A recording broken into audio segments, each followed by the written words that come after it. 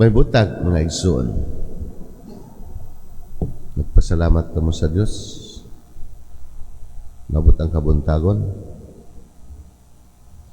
Abot gani ang kabuntagon, thank you Lord, ayon na. Noon ang uban musimba, ang uban dili ng simba kay ordinary days naman. Mas nindot pa na hinimbahon kaysa kada Domingo ra.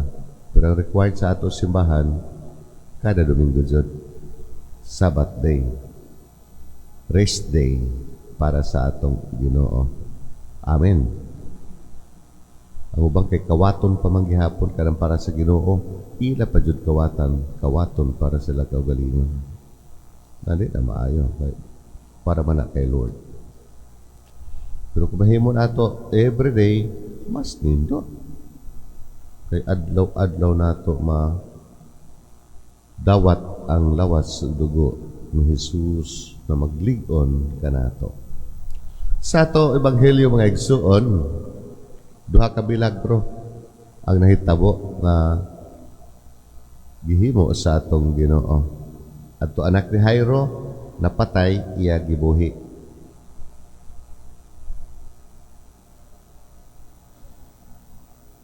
Ang usa kadto babae nga gitalinugan dugo ba 12 years ya sige dugo mayo pagkabsipon. Imagine 12 years sa dugo wa tumuluspad buhi pa man kay nakaadto man sa atong Ginoo. Muna ang iya dako gyud ang pagsalig, mahikap kulang ang sidsid. Imagine 12 years daghan hurot na iya kwarta, daghan doktor ng tanaw na may good sakit na way findings ang ato mga doktor.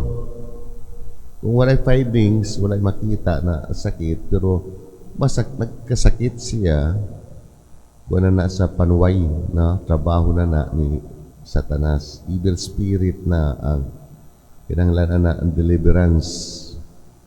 Kaya nga, nung magpadugo ay sakit, o nga, nudako ang tiyan, nugamay, klaro na may sakit, wala na, trabaho na ni Satanas, mo na ang deliverance, ang buhaton ang deliverance na papaghawa sa panuway, kay mo'y naghatag kaniyag sakit. Mga physical sa doktor, spiritual sa ato simbahan, kanang ato mga gitrain para pagpalaya sa dautan espiritu. Mga pari na muna ang kuhaon para mamaayos siya. Mga spiritual sickness. Malagi, may mga simba lagi. O niya lahi ang binuhatan, dali man asudlan ni Satanas. Karido ha, na milagro naghihimo sa atong Ginoo, kato sa dako ang iyang pagsalig, na makahikap lang siya, mamaayos siya. Nahitabo. Nahitabo kayo sa iyang kinabuhi. No stop, no hunong ang dugo nga talinugo na nagdudugan talinuguan. No hunong muna kamati ko din atong Ginoo na naimigawas gahom sa iya. So naay kani mo gawas sa gahom, but pasabot naay naginhanglan, naay naayo. Muna kunyari, mutana siya, siya mihikap sa akong pisti. Ako na matikda na nagahom, may gawas ka na ito. Nga, matinud-anon man po ang babae. Perting hadlukan niya, nakasaban siya, o saon siya, miha pa sa atong Ginoo. Mga mga Muslim, mag-ampo gani mga Muslim, hapa rin na sila. Nga na gisunod. Mohapa sila. Ila ulo mo abot sa yuta. Kita Katoliko, muluhod. Kung sa paghapa ninyo diha, di ba, makahapa diha sa lingkuranan. Muluhod. Muna pag-isa sa Kristo, kaluhod, no? Agi o pag-respeto, more than respect ang ato ginabuhat kay miluhod man kita sa atong Ginoo. Ang atong Ginoo, moray atong pagaludhan. Kamo mga asawa, basit niyo paludhon iyo ba na siya tubangan, papangayong pasaylo, ayaw taong kay dili kamo Dios. Nakasa ang bana, mga pasaylo, luhod. Allah, isa mga taon magpaluhod man ka. Mga nagpasaylo, paludhon pa. Pasayluan. Ayaw, gara diha. Gara pa mga asawang maluoy sa bana na nagkurog nga bana sa kahadlok sa sakay mangulatay na asawa. Ano hapa kayo ang babae para pangagpasaylo na siya ang nihikap sa bisti. So, ato na, milagro na. So, tungod sa dako na pagtuo. Dito naman sa bata, ang dako na pagtuo ang ginikanan. Ginikanan, grabe gan ilang pagmahal sa ilang anak.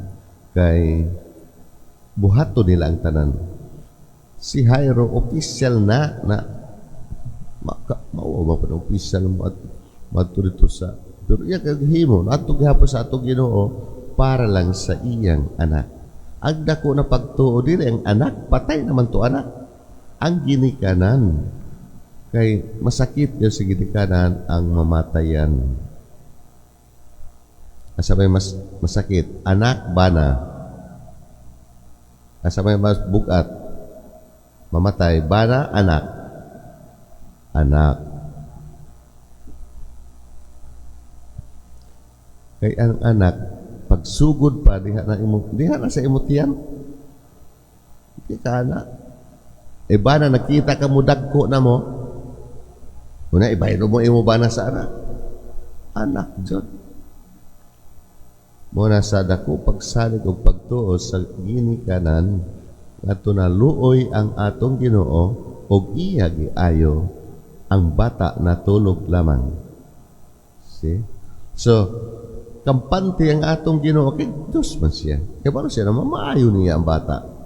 Dili siya pakyason sa Diyos Amahan sa iya buhaton kay para makita sa mga tao nga adunay niya gahom na siya mao ang anak sa Diyos na atong manluluwas.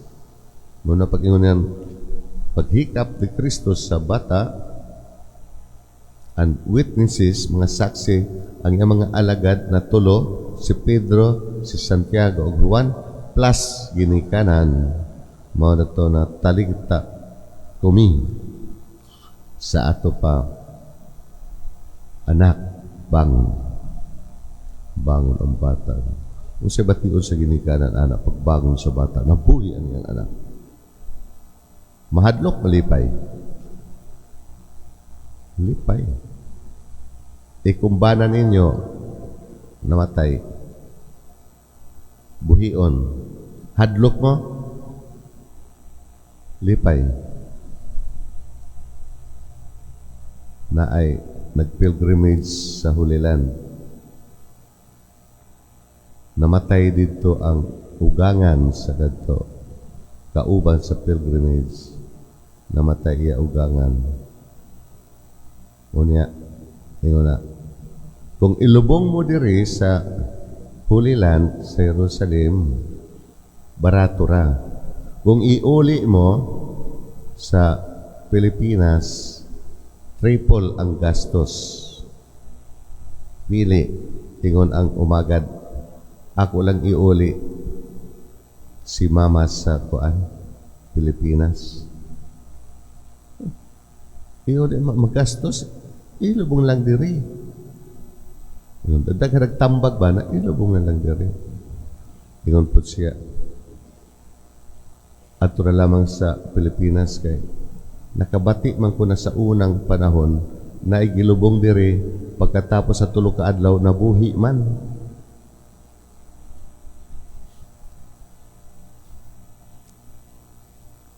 Dili wala diri sa Pilipinas ilubong wa may nabuhi pa sukad dito kay naa may nabuhi after 3 days usahay ni umagad ugangan dili magkasinabot. Maglabing gayud ka mo, oy, ayaw mo away-away umagad. Ugangan mahalang umagad. Ang mga umagad mahalon isab ano. Ginikanan naman ninyo ng ginikanan sa iyo asawa sa iyo bana. Ayaw kahadlok buhion pag-usab sa atong Ginoo. So ana na mga igsoon sa gibuhat sa atong Ginoo, mikaylap ang balita mahitungod kang Hesus o grabe ang mga tao na nusamot ang pagsunod-sunod sa mga tao, magpusisok bisan asa ang atong Ginoo, magpusisok sunod-sunod gayud sila tungod sa gahom na ilang gibati nga ilang maangkon kung musunod sila sa atong Ginoong Dios. Lahi kung ang atong Ginoo ang musulti sa mga tao, mamulong siya mahitungod sa pagtuo, mahitungod sa Dios, lahi ang bation sa mga tao, mao na happy gayud sila makadungog sa wali sa atong Ginoong Kristo. Puro raman to wali. Tapos mag-ayo-dayon ang mga masakiton, mga giyawaan. Una, mag-proclaim siya sa pulong sa Dios. Una buhaton sa atong Ginoong Hesus. Magwali siya. Tapos pagwali, mangayo na dayon og mga masakiton. Sa ato, karon, pulong sa Dios, tapos sa pulong sa Dios, halad na kita sa